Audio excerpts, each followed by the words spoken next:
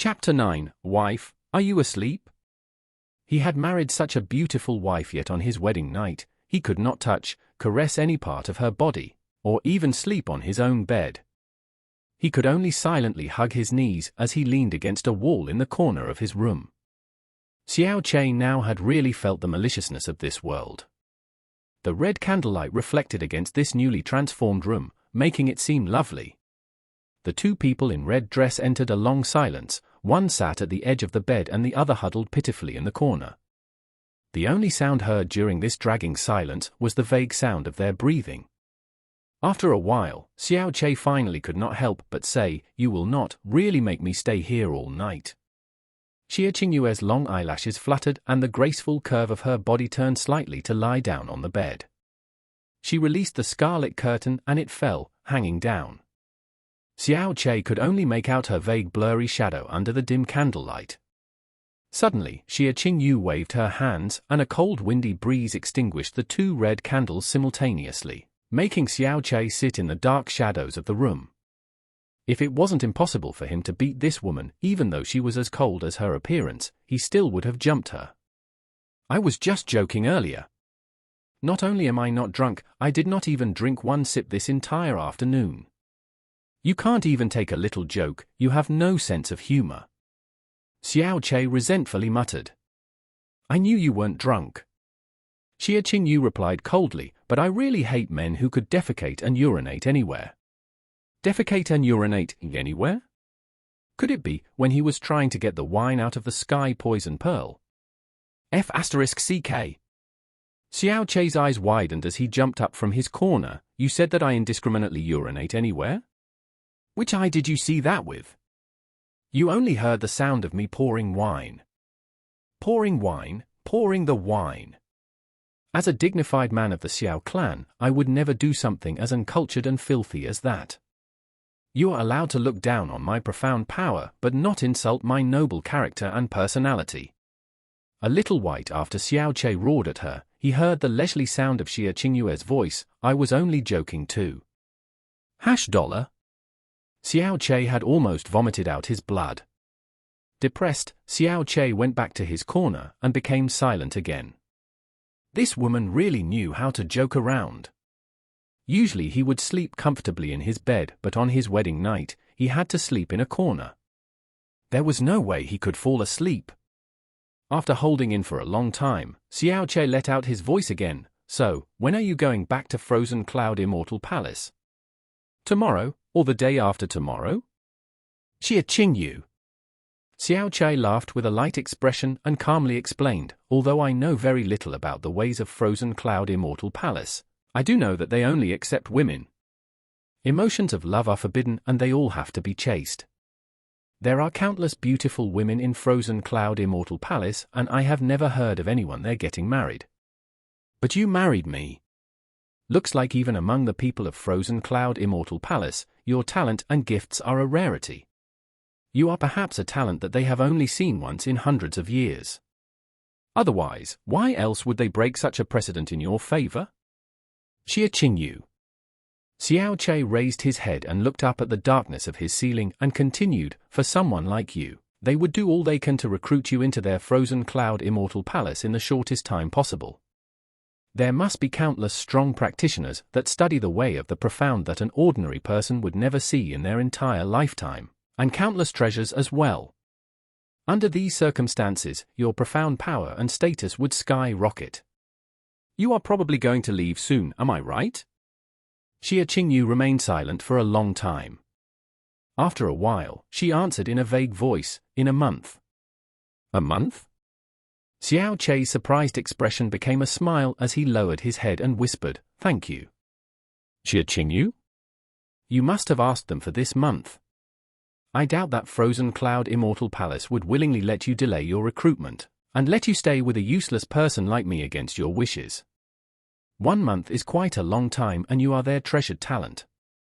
In the future, you may even reach the same level and even be on par with the mistress of Frozen Cloud Immortal Palace. Others may laugh at me, mock me, and never put me in their eyes, but someone like you who would improve to unimaginable lengths in the future was willing to marry me. You tried to protect and maintain the pride of a laughable man like me. Although I know you are doing this to repay my late father's kindness, I thank you just the same. No need. Xie Qingyu answered unemotionally. But her heart slightly shifted inside her as she became slightly moved by what he had said. He was not wrong at all, for even her master told her that talents like her were as rare as can be even in Frozen Cloud Immortal Palace. Her master even said that once Xie Qingyu entered Frozen Cloud Immortal Palace, she was confident that she could break through the profound spirit realm and even reach the profound earth realm. A level that not even the #1 practitioner in Floating Cloud City, Xiao Lai, could reach. Reaching the profound earth realm before the age of 20. To the people of Floating Cloud City, that was an unimaginable feat. Before I married you, I thought you would be like all those people who hold me in contempt and ignore me, but you are better than I thought you would be. Not only are you beautiful, you are also talented and kind. As a woman, you can be considered to be flawlessly perfect. Xie Qingyu. Well, since you are so kind, you certainly won't let your husband sleep in the corner on your wedding night, right? My bed is quite large and it definitely would not be crowded if 2 people slept on it. Before Xiao Che even finished his sentence, a cold and murderous aura blew across the room and he shivered. If you keep talking rubbish, I'll throw you out. Xiao Che crooked his mouth and obediently shut up as his stiff bottom bitterly went back to where he sat before. Somebody's here. Xie Qingyu suddenly exclaimed. After a while, Xiao Che heard the soft faint sound of footsteps. If he did not deliberately try to hear it, he would never have noticed those footsteps. The owner of those footsteps seemed to have suddenly stopped in front of his courtyard. The careful footsteps stopped right in the middle of the courtyard and went no further, because in the room was the untouchable Xie Qingyu. After sneaking around the courtyard for what seemed like half a day, the owner of those footsteps left as quietly as they could, the same way they quietly snuck in. It was night and Xiao Yulong could not sleep. He looked out his window with a frantic expression on his face from time to time. The door opened and Xiao Yang's hurried footsteps had come in. Xiao Yulong narrowed his eyes and asked, "How is it?" This, Xiao Yang carefully looked at Xiao Yulong's expression and spoke with great care. "I just came from Xiao Che's place. Xiao Che seems to not have been locked out." Xiao Yulong's hopeful expression dropped off his face. Xiao Yang's heart thumped and he hastily said, "But you don't have to worry, boss.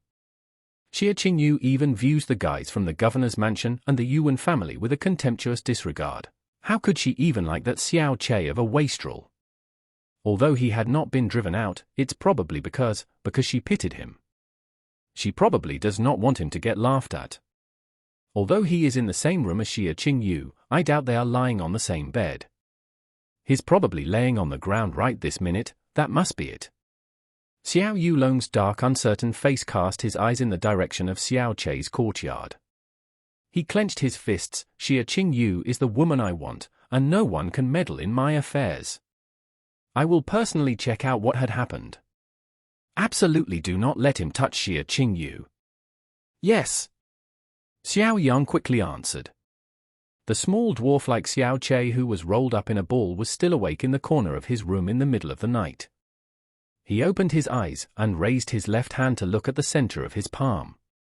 In the darkness, there was a striking faint green light that came from the Sky Poison Pearl.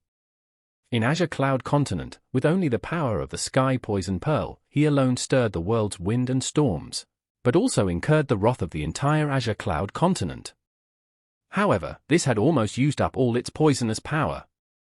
The Sky Poison Pearl had fused with his body to become a part of him, and he could hardly feel the presence of its usual toxicity. Before his death on his killing field, he had used the Sky Poison Pearl's power to slaughter many strong practitioners.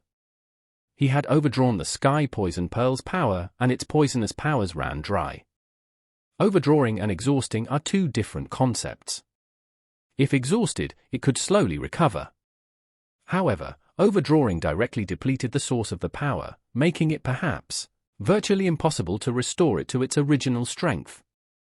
Today's Sky Poison Pearl only had the most basic of detoxification, refinement, and fusion capability. Of course, its storage remained as well. With his profound vein disabled and the sky poison pearl's strength depleted, he would never be viewed as an important person in this small little city. The most intolerable fact was that he did not even have the ability to consummate his marriage with his own wife. If he wanted to have strength, the most basic step he should take would be first to repair his destroyed profound vein. Repair his profound vein. Xie Qingyu was certain that his profound vein could not be restored in ways an ordinary practitioner would use. But for him, this was not an impossible feat because he was the successor of a medical saint. His teacher had told him many times of the healer's theory in medicine. When in the face of a problem, one must remember that there is cause and effect. If there is a problem, there must be a solution. If there are people suffering, there must be healers. In this world, there is no incurable disease, and if people say there one, it was only the healer's own lack of ability. Regarding how to repair his profound vein, Xiao Che had been thinking about that to this very day. His profound vein had not been an inborn disability, but was damaged by another at birth. After growing up, his profound vein has now been thoroughly crippled, making him unable to even use the most conventional of methods to restore it. In order to destroy his old disabled profound vein and recultivate another, he needed at least 3 things. "Wife, are you asleep yet?" Xiao Che asked. After a long period of silence, he still did not receive a response. Cough cough, wife, you aren't really asleep, right? Xiao Che asked again. "My name is Xie Qingyu." Xie Qingyu replied in a cold soft voice. "I know your name is Xie Qingyu." Xiao Che scratched his eyebrows and strangely asked, "Wife, I have something to ask you." "Call me Xie Qingyu," she said in anger. "Oh, okay." Xiao Che nodded.